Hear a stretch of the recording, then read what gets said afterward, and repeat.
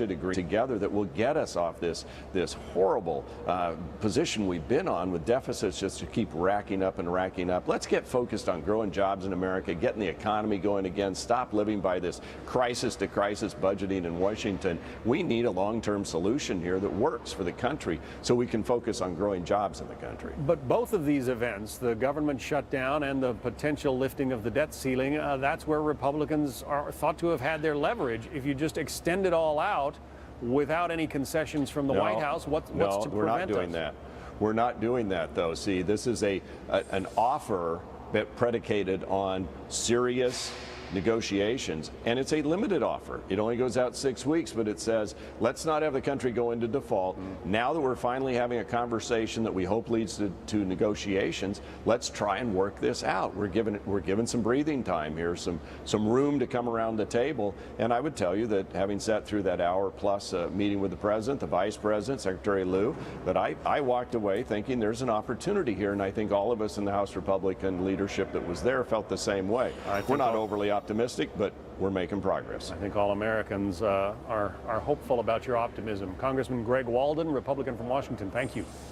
Thank you. Some interesting insight there. And some marriage advice as well. Yeah. We really had a twofer in that interview, didn't we? I think a lot of people can identify with that. That's right. Compromise means something.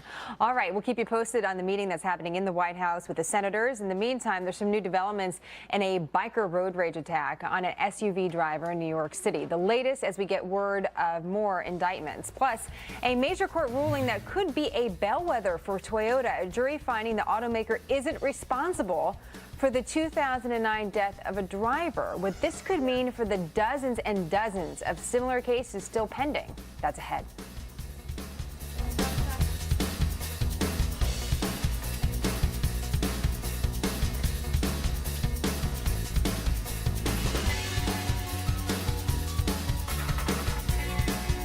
Hi, I'm Joan London, and if you're worried about your parent or a loved one living alone like I was, and you want reliable senior care information, then call A Place for Mom, the nation's largest senior living referral service. You'll get free information on assisted living, Alzheimer's care, nursing homes, even important financial information. They had obviously researched every place, not just given me names.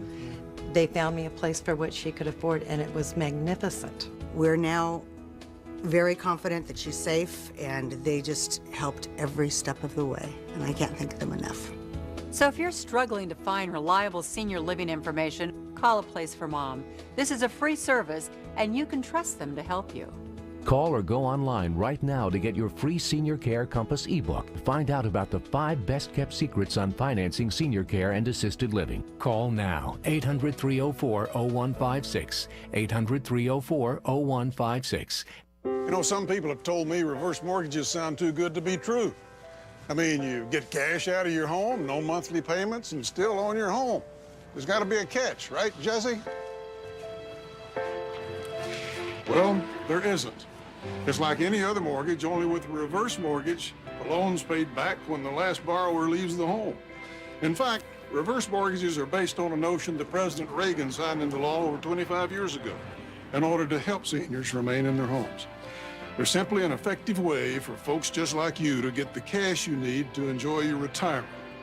Call 1-800-791-4075 now to receive a new free information kit, including a reverse mortgage guide and DVD, personal stories from people like you, and a brand new family guide for children and loved ones, all absolutely free with no obligation. With a government-insured, tax-free reverse mortgage from AAG, you always retain complete ownership of your home. Call 1-800-791-4075 to receive your free info kit today.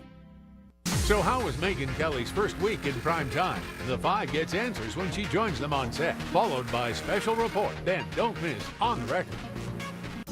Eligible for Medicare, that's a good thing, but it doesn't cover everything. Only about 80% of your Part B medical expenses. The rest is up to you. So consider an AARP Medicare Supplement Insurance Plan, insured by United Healthcare Insurance Company. Like all standardized Medicare Supplement insurance plans, they could save you in out-of-pocket medical costs. Call today to request a free decision guide. With these types of plans, you'll be able to visit any doctor or hospital that accepts Medicare patients. Plus, there are no networks and virtually no referrals needed. Join the millions who have already enrolled in the only Medicare supplement insurance plans endorsed by AARP and provided by United Healthcare Insurance Company, which has over 30 years of experience behind it. With all the good years ahead, look for the experience and commitment to go the distance with you. Call now to request your free decision guide. Well, right now, a grand jury formally indicting 2 of the 7 bikers charged in this vicious motorcycle gang attack in New York. You might remember this all started after a confrontation and a chase down New York's West Side Highway. That SUV driver, Lyons, was eventually pulled from his vehicle and beaten in front of his wife and young daughter. Meantime, the family of a biker who was run over says there is only a 1% chance he will ever walk again. David Lee Miller has the latest on this from our New York newsroom. David. John, biker Reginald Chance, accused of gang assault for smashing the driver's side window of that SUV before the driver was dragged from that car and beaten, has been indicted. This happening just moments ago. Not revealed during Chance's court appearance this morning the charges in the actual indictment. Another biker, Robert Sims, was indicted yesterday. Meanwhile, Detective Wojciech Brazak was also in court today. There you see him leaving the courthouse wearing a hoodie so as not to reveal his identity. He has been charged with gang assault, and criminal mischief for allegedly smashing the window of the SUV. He is expected to testify before a grand jury. We are told that that will probably not take place until February. During his court appearance this morning, Brazak wore a suit and tie. He was surrounded by security. He did not speak. Cameras inside the courtroom itself were not allowed. His attorney said earlier that the video that led to his client's arrest would ultimately show that Brazak did nothing wrong. The attorney arguing that the window Brazak smashed was already broken and that Brazak was at least 12 feet away during the physical assault of the driver. According to a published report today, Brazak was arrested last year while he was working undercover at an Occupy rally at New York's Grand Central Station. The New York Daily News says that Brazak, who used the undercover name Albert, was led away in cuffs along with other demonstrators, but the charges were eventually dropped. The paper also cites a member of the Occupy movement who credits Brazak with helping an injured protester. We expect, John, that in the next few hours, 2 other bikers are going to be in court today to learn if they have also been indicted. John? Yeah, let's hope the cops and the DA can really get to the bottom of this story, because a lot of people are absolutely outraged over what happened there. David Lee Miller, thanks. A little more on this story. Faith Jenkins is with us, a former prosecutor, and Phil Snyder, a criminal defense attorney. Nice to see you both. Let's talk a little bit about this New York City detective, because it's really the person, Faith, that we know the most about. Here are the charges again: gang assault, assault with criminal mischief as well. His attorney says this is a gross overcharge. Your thoughts? My thoughts are, I think the DA has looked at tapes, and I think there's video that the public has not seen, and there's enough on there that they believe to go forward and substantiate these charges. First of all, this detective is required to report this incident. He didn't show up until 3 days later with his attorney to tell his officers, his superiors, that he had been involved and had been present there. Second, he lied about it. He said he was not involved at all and that he had witnessed certain actions, but he did not participate. That was a lie. And now, based on videotape the prosecutors have, they believe that he was an active participant and they can go forward with charges against him. Well, that's the question, Phil, whether or not he actually was involved in the assault and touching the man that was beaten up by the other guys. And what it sounds like is he wasn't, but again, we don't really have clarity on that. 25 years would be his potential prison sentence, though, with those charges. Is it fair?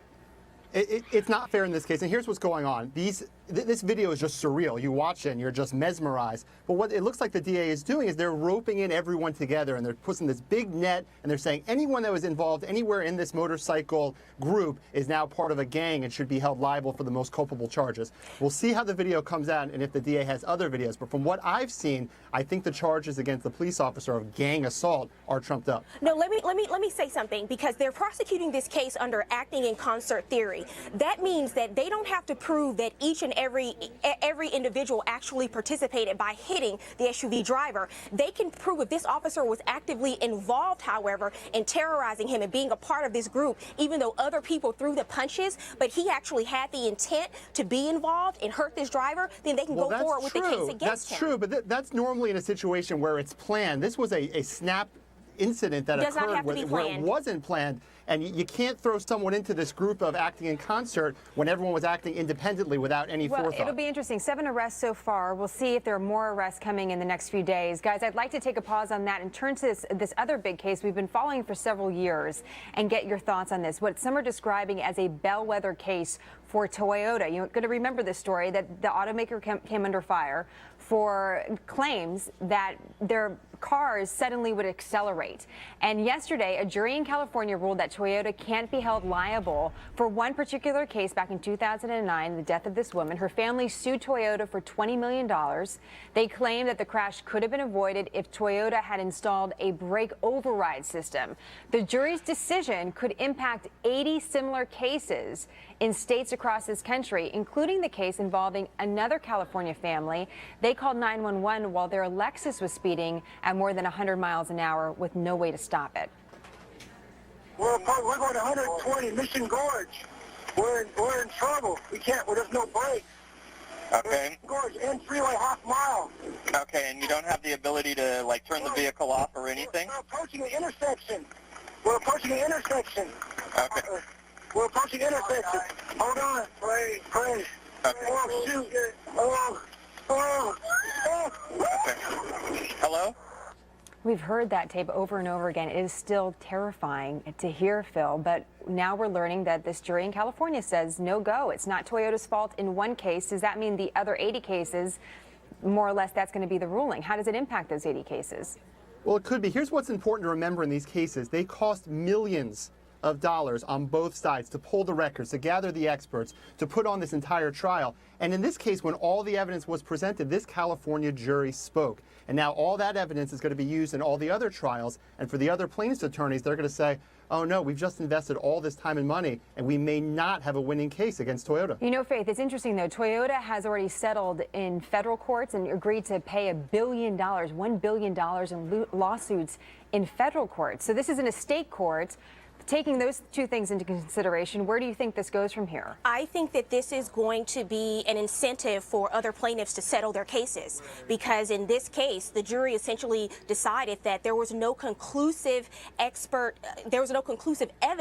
that there was a default in these cars, and so this is going to be an incentive going forward for a lot of settlements in state cases. It's interesting, the jury ended up blaming the woman that hit the other woman and says that that family owes the family money, but Toyota owes them nothing. Faith, Phil, great to see you both. Thank you so much. Thank you. Thanks, Jenna. Well, some leading conservatives from around the country gathering in Washington for a summit on voter values, what they are saying about some of the hot-button social issues of our day.